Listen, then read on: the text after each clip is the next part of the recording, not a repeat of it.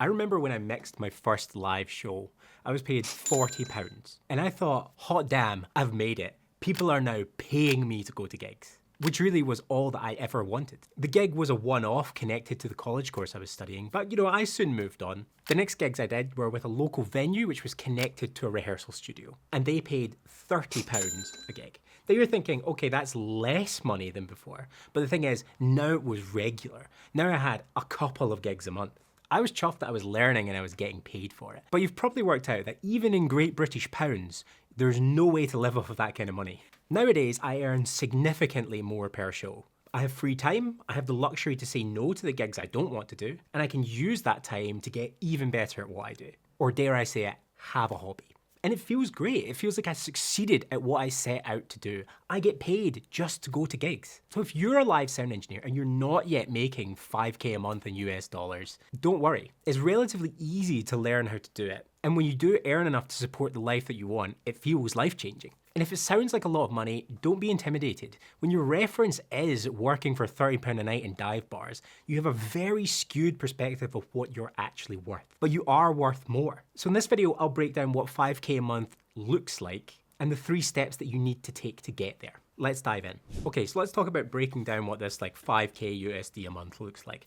Right? If I could go back and give myself a piece of advice, like the old me, the main thing I would say to myself is, you gotta switch to a day rate. You gotta let this hourly pay thing disappear, because that's how people lowball you, right? That's one of the reasons why I ended up with a gig that was £40 for a whole show, because someone gave me an hourly rate and they start saying things like, but actually, if you break down the hourly rate, the gig is only going to take up 5 hours of your time.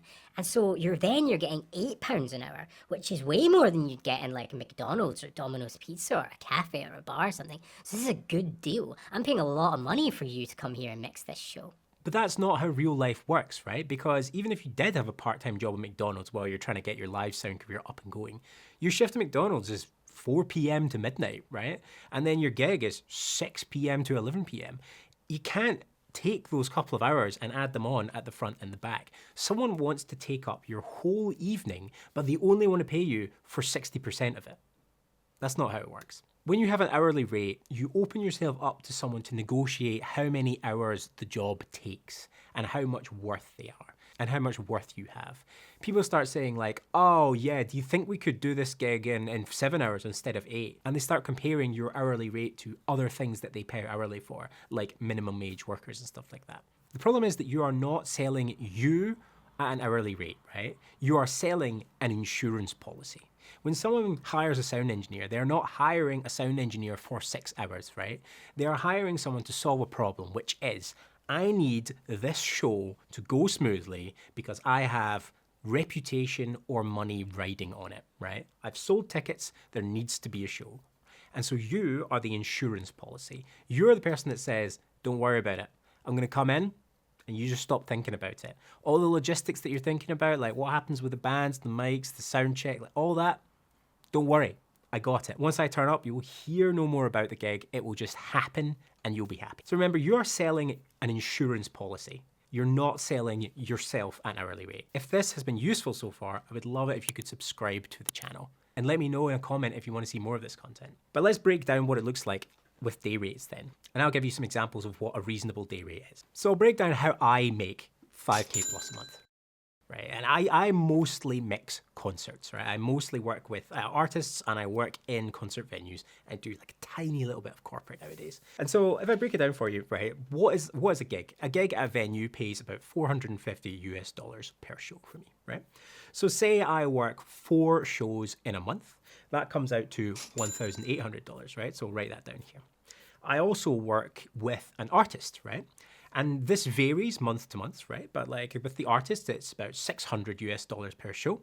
And let's say that we do 4 shows a month. Again, this varies from month to month. You know, some months every weekend is booked with the artist.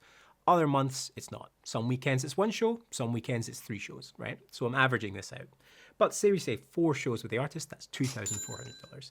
And I might do a corporate event every single month, right? So corporate comes in about 550 USD per day. Let's say that there's 4 days in that corporate event, whether that's like up rig, down rig, 2 conference days, that kind of stuff. And that works out about $2,200 a month. And then the total number there is then $6,400 per month. And the total number of days worked for that is 12. So I'm working an average of 3 days a week to earn about $6,500 per month. The number I'm throwing out in this video is $5,000 a month because I'm further on in my career. Maybe I've got a higher day rate than you for some of these tasks. So let's break it down with some other examples, right? Let's say you get lowballed on your concert rate, right? A place that I have worked paid about 350 US dollars per show. That's a bit lower, but still, if you break it down, you only need to work 14 shows in a month to make 5,000 US dollars. Now, realistically, you're probably not going to get 14 shows at one venue at that rate because you're a freelancer. So let's throw some other stuff in there. Let's say that you're going to work a couple of concerts at a higher rate somewhere else, right? If you're working at 450 as a day rate, then you only need to work 11 days.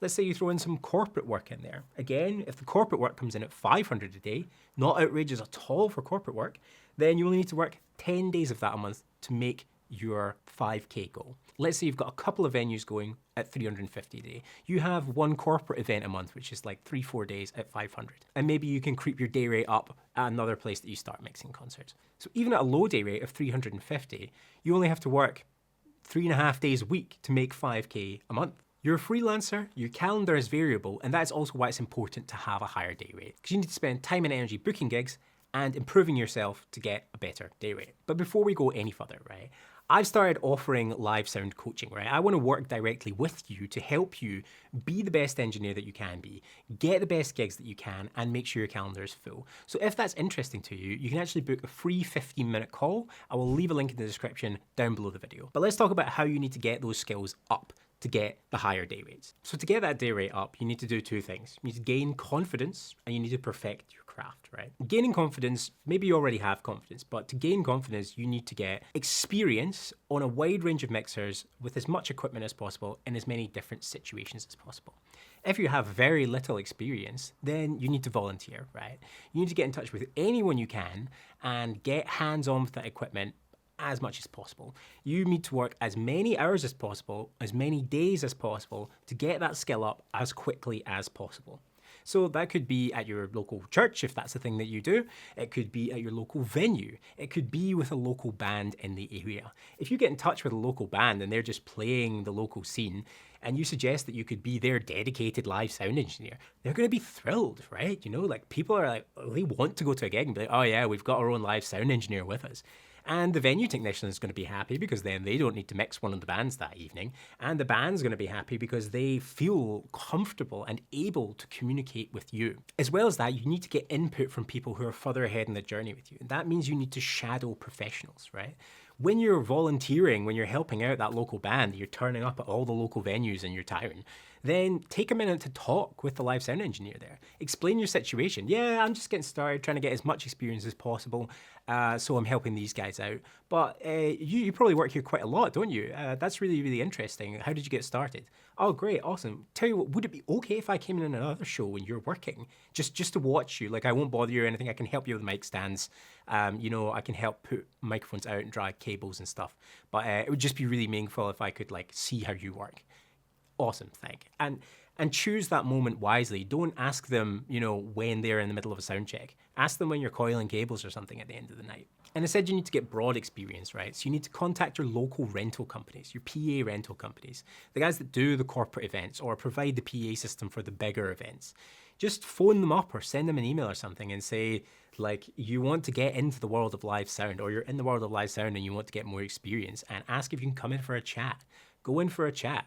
Ask them what kind of skills they're looking for. Make a note of it. And then ask them if you can come in when you have time and get to know their equipment. And if they're not willing to hire you, ask them if you can come along on the show for free. You just want to be around people who know more than you and that you can learn from at this stage. And you got to be realistic about your prospects, right? If you live in a village where the only music that happens is that your uncle plays the fiddle, you're not going to earn money that way. You need to then relocate to an area where there is live sound business. Because remember, you're an insurance policy and you can't sell insurance to someone who has nothing to lose. Because when you're playing a folk session down the pub, It doesn't matter. So after you've got confidence, you need to develop your technical skills and master your craft. And it's important to remember that you're always learning and nothing is ever perfect. So don't let that hold you back from having a reasonable day rate and earning a good living as a live sound engineer. Obviously, there are some fundamental skills that need to be a certain level before you can really demand any kind of proper money, right? Things like gain staging, EQ, effects, using dynamics like compression and gating, and knowing how to set levels appropriately. So basically just a basic mix, right? Like unless you can comfortably do all that fairly quickly, then you can't ask for that higher rate. You need to know how to position microphones to get a reasonable amount of sound, right? If you don't know how to mic up an instrument, it's difficult to get a good sound. If it's difficult to get a good sound, it's difficult to ask for more money. You also need to know how to read a manual because you need to be able to problem solve yourself. You need to be able to look at the situation and say, no, I don't know this gear, but I'm about to find out. And if you're going to go corporate stuff, you need to learn how to set a headset mic. If you can't be trusted with putting headset mics on people, it's quite difficult to ask for a higher day rate as well. But these things are easily learnable by getting the experience that I mentioned in the last part. If you know how to do all of that, you can call yourself a pro, right? And you can start to ask for pro rates. There's lots more to learn, but it's all on that same spectrum, right? At this point, it's professional development. You're not trying to break into the pro sphere. You're in it, and inside the pro sphere, it goes from basically working gigs to death, it lasts your entire life. You're always learning. But here's some things to think about learning if you're in the pro sphere and you want to get better and demand more rates, right? Do you know about playback tracks? Do you know about mic splits and monitors from side stage? Do you know how to mix monitors from side stage? Do you know how to set all of that up? How are your wireless skills? Have you taken the Shure Wireless Fundamentals class? Are you super comfortable coordinating large amount of wireless stuff? Are you comfortable on lots of different wireless technologies like Shure and Sennheiser? Do you know how to set up in-ear monitors? Do you know how to set up Axient stuff, ULXD stuff, SLXD stuff, and so on and so forth? How comfortable are you with how much of that wireless stuff? How's your Dante knowledge? Have you taken the Dante level 1, 2, and 3 courses? I'll be honest, 3 is ridiculous. I haven't even taken it. But are you comfortable setting up a Dante network? Are you comfortable routing sound in a Dante network? Do you know how to get sound from an Axient wireless system into a Dante card on an SQ5 mixer? Does that even make any sense to you? This is stuff you can learn to be a better insurance policy and increase your day rate. Do you know how to set up PA systems? Do you know all about what the signal levels are coming in and out of the PA systems? Do you know where to place speakers and when you need what amount of speakers? Do you know how to measure SPL and read SPL? Do you know what an appropriate SPL dose is? Can you say my show runs at 96 decibels over 15 minutes LEQ? Do you know how to set a fixed IP address on your computer, on your wireless equipment, on your stage box? Or do you know how to get MIDI information to transfer between these things? You see, there's a lot of stuff to learn, but all of this stuff, like I said, is professional development. And as long as you've got the first part of this worked out, then I think you can start asking for the day rates I mentioned earlier. Okay, so once you've got your day rate up, to get 5K a month, you need to be able to fill your calendar, right? It's all fine and well being able to ask for 500 USD per day, but you're not going to earn 5K a month if you can't get minimum 10 days a month at that rate. And that, again, is not hugely difficult to do.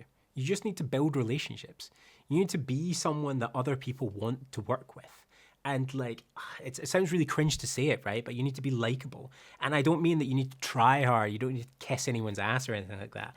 But you need to understand what inside thoughts are and what outside thoughts are. You need to be genuine with people and also develop your soft skills and understand the sort of conduct of the stage, which you will do if you get the experience that I mentioned about, the first thing I mentioned. But we're going to talk about soft skills, we talk about things like communication, like teamwork, being solution focused and being adaptable, Are you able to say what you mean clearly and quickly without being rude? Are you able to work with other people to get all the mics up on a stage or strike a stage as quickly and efficiently as possible?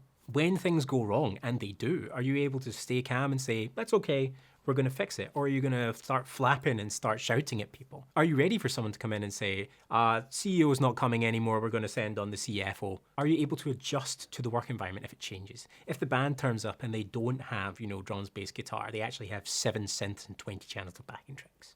But like I said, it's really easy. Just genuinely be interested in people. When you work with someone and you would like to work more with them, ask them if you can follow up. Say, hey, I'd love to keep in touch. Can I add you on Instagram or something like that? No one says no to that. No one's like, oh, no, actually. Because if you are a nice enough person, you're fairly competent, people who give out the shifts think, I always need someone on my list. And then, do you know what? You can follow up with them. Send them a message a week or two later and say, hey, don't remember, we worked together on this day. It was great. Let me know if you need to work together again. In better language than that, obviously. And once your calendar starts filling up, just say yes to everything, right? I know I said get your day rates and stuff up at the start, right? But first of all, you need to fill the calendar, and then you need to cut away the stuff that you don't need, right?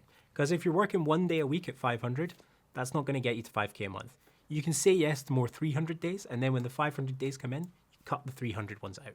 If you want to just work gigs, remember that conferences can lead to gigs. The techs that work conferences quite often also work gigs. I work conferences, but I do like 80% gigs. So by working a conference with me, you know someone who does gigs. And then once things are filling up, ask yourself, where are you wasting your time? Where gives you lowball rates and is a lot of stress? Get rid of it. Where are you wisely investing your time? Where is rewarding for you and allows you to develop your skills? Focus more there and say that to people. I want to work more here. I really enjoy it. Please let me know if you've got anything else that you need help with. So I hope that helps. Remember that you can book a call with me by clicking the link in the description down below. I want to hear from you and I want to see how I can help you build this kind of career. I'll leave a video up there to something else that's useful. But until next time, goodbye.